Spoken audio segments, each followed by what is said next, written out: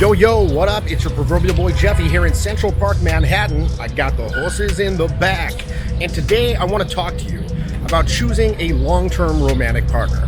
Now, when I ask people about this, they tend to give responses that indicate that they really haven't given it much thought. In fact, if I were to ask you right now what qualities you would want in a long-term partner, you'd probably say something along the lines of, hot, I guess. And look, while everyone does have those same basic desires, beyond that, there are many needs and requirements in a partner that are unique to every individual. And there's really no one-size-fits-all solution for finding the ideal partner. And look, make no mistake, this is a fairly serious issue that really should be given a lot more thought than the average person puts into it. You know, because if you find the right person, it might be the best thing that ever happened in your entire life. A poor choice, on the other hand, it could be the worst. So you need to choose wisely, and here's how.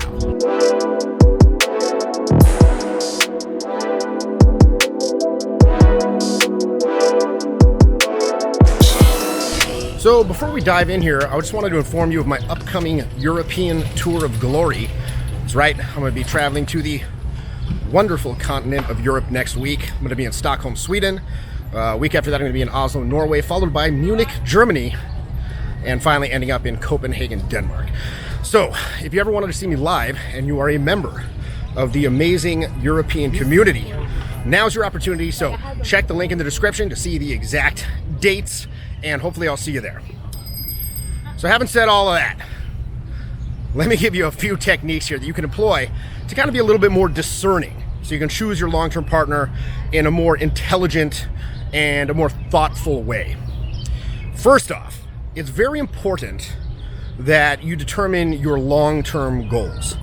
Any partner that you choose will ultimately either help you to achieve your goals or is going to be an obstacle to them.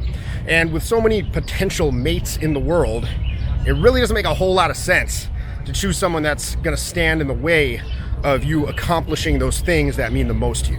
So really think about the kind of life that you want. Do you dream of having a large family and living out in the country? Well, if that's the case, it would be much better for you to avoid choosing a partner that, doesn't want kids and dreams of, living in a penthouse here in New York City. So that's number one.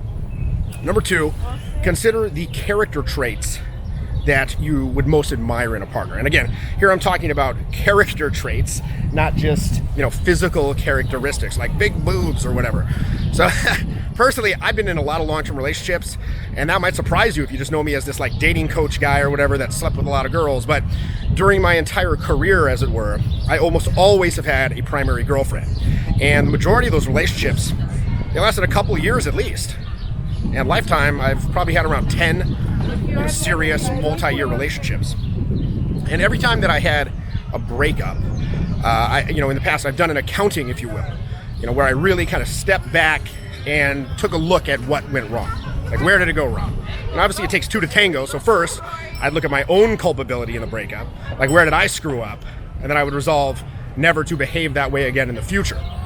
Now, of course, I've subsequently learned that even though I may never act in that particular way again, unfortunately, there is an infinite number of ways to be a fucking idiot. So there's that. But anyway, after I assigned my own culpability, I'd look at the ways that, in retrospect, she was not compatible with me. And, I'd make a note to avoid in the future getting into a serious relationship with anyone who exhibits those characteristics. And going further, I'd start to actively seek out someone who actually embodied the opposite of those, more negative characteristics. So think back on previous relationships and make a list of those things that you liked and disliked about each person. Now, obviously, you can't choose a partner from some checklist, but it can be very, very helpful to know what you want and what you don't want. So that's number two. Now, number three, ensure that you can actually talk to your long-term partner. Like, a relationship requires the ability to have conversation about a wide variety of topics, right? It's not going to be all fun and games. And when there aren't any distractions going on and it's just the two of you, well, it helps if you can actually communicate well with each other. Now, I was talking to my buddy Owen, aka Tyler, about this a few years back. We were at a wedding in Hawaii, at a friend's wedding. Owen's a guy with a strong opinion about pretty much every topic under the sun. And he kind of has this disdain for the institution of marriage, right? Like, not necessarily the institution itself, but more specifically how it's celebrated. You know, he's like, people spend thousands on this celebratory party when, in fact, they really don't even know how it's going to pan out. So what they should really do is put the couple together in like a blank white room with a week, for a week or a month with no distractions. Like, it's just a plain white room. They're given bland food. You know, their basic needs are met, but there's nothing there to distract them from one another.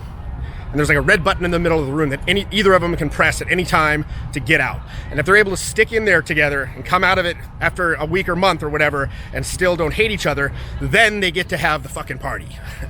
So obviously you're not going to do that.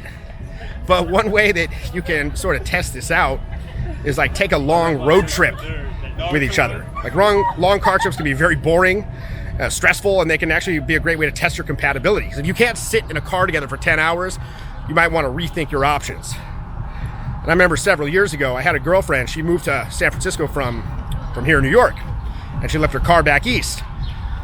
And eventually I got sick of driving her ass around. So I was like, go retrieve your car. Like, I'll fly out there with you and we'll drive back cross country. You know, I'd never done that before, never drove cross country before. And it was kind of daunting because like that's like a 5-day trip, right? And if there's any like problems, they're going to come out. But we did it. And yeah, there were a couple of rough spots here and there, but actually it was really cool. And looking back, it was a very, very memorable experience. And I got to see Omaha, Nebraska. I got gastrointestinal jihad at the world's largest truck stop in Walcott, Iowa. And I saw real life juggalos in Reno, Nevada. The bottom line, we didn't kill each other. And even though we eventually did break up for other reasons, she's actually one of the few ex-girlfriends that I still hang out with on a regular basis as friends, actually to this day. So, you know, schedule a trip. So number 4, do you actually have enough in common, right? And there's a reason that Cold Approach emphasizes finding commonalities, because it's one of those things that's very, very powerful. And I remember once I was in Las Vegas, Nevada, and I met this girl. We hit it off and we're making out like on the casino floor. And I asked her, where are you staying? And she's like, I'm staying here. It was at the Hard Rock. And I was like, perfect, let's go up to your room. And she's like, no, you know, I don't really know you, et cetera, et cetera. So we kicked it for a little bit more, and come to find out she's from San Francisco. I'm like, no way, let's see some ID. So we exchanged licenses, and sure enough, she did live in SF. But as we're looking at each other's identification, it takes us about 10 seconds to realize we have the same birthday. Like literally the same month, day, year, everything. So she sits there for a couple seconds, and then finally she goes, all right, let's go up to my room. I'm like, oh, okay, you insist. So look, commonalities are great for that initial pickup, but from a long-term relationship perspective, while they're not absolutely necessary, life can be certainly a lot easier if you share, views on important topics like politics, religion, etc.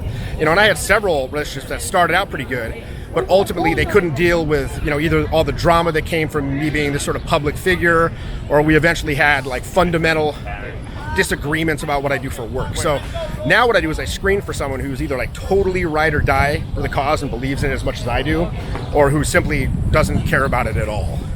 So ensure that you have enough in common to minimize any potential disagreements. All right. Number 5, make sure you're coming from a positive place. We do all kinds of crazy stuff when our lives are in a disarray. So if you're under serious financial pressure, or you're lonely, or you're facing other like emotional stresses in your life, seriously consider sorting that stuff out before you make any big decisions, such as committing to a new partner. So number 6, take your time, right? Enjoy the process, and give it enough time to make sure you're confident you've actually found the right person. Personally, I've never been one to go out with someone for a couple weeks and then like suddenly announce like, will you be my girlfriend? We're boyfriend and girlfriend now. No, I mean, it's always happened a lot more organically, where we liked each other over a period of months and just started naturally hanging out more and more, until I got to the point where I found that I'd rather hang out with her than see new people. Now, on this same note, avoid confusing love with lust, right? AKA the shiny new lover syndrome. That initial chemistry you have, it's not always going to last. And there's a huge difference between infatuation and love, right? Strong feelings and smart feelings don't always coincide. So allow that initial lust to die down and then see how you feel about it after it. And finally, number 7, give some new people a chance. Like, you might think you have this certain type and you kind of stick to dating that type. Maybe you should give someone else a chance, somebody you wouldn't normally go out with. And you might actually be pleasantly surprised. Because after all, your current process hasn't worked yet. Give it a shot. So finding the partner who is best for you can be a very, very significant challenge. You know, the right partner, they can make life feel like heaven on earth. The wrong partner, well, as the shirt says, how could hell be any worse? So give the process a chance to help you make a positive choice. Before you can choose which partner you want, however, you got to actually meet them. And of course, that's a skill in and of itself. And I've been teaching that particular skill for 16 years. And if I do say so myself, I'm damn good at fixing nuts and bolts mechanical stuff in guys' game. Like, you know, I can teach you the steps and I can teach you how to move through those steps. But one thing that always kind of bugged me was this. You know, my particular forte has always been verbal game. And I felt like although I was able to do an okay job of transferring that skill to others, I wasn't able to kind of fully articulate all of the components of conversational skill to my particular satisfaction, right? And further, I wasn't really able to give guys actionable steps to cultivate that nebulous quality of attraction known as charisma. So I spent the last year or so doing a pretty crazy amount of analysis and a crazy amount of research into how to best go about teaching that. So my next project is coming out later this year. It's totally based on developing conversational skill. And I brought together what I consider to be the best exercises from a wide range of disciplines, from cognitive behavioral therapy to peak athletic performance training to obscure acting methods that you probably have never even heard of. And what I wanted to do was really break down to the sort of molecular level what it takes to become not only a great conversationalist, but also a magnetic presence that people are simply drawn to. You know, and before I created my online dating program, Execute the Program, I looked around and I wanted to see what other guides were out there, like what was I up against? And I was kind of surprised to learn that there really wasn't anything out there that was as in-depth and elaborate as what I had envisioned. You know, it was all this kind of hokey, surface level stuff. And doing the same for this charisma training, I saw the exact same situation out there. So I feel like I'm putting together something truly unique that's going to change the way people learn about social interaction, people learn about conversational skill and expression. So it's a lot of work, it's still ongoing, but I think you're gonna love it. So get ready, that's coming out this year, and stay tuned right here for all of the latest developments. So this has been your boy, Jeffy, reminding you to get out of your damn house and make the myths.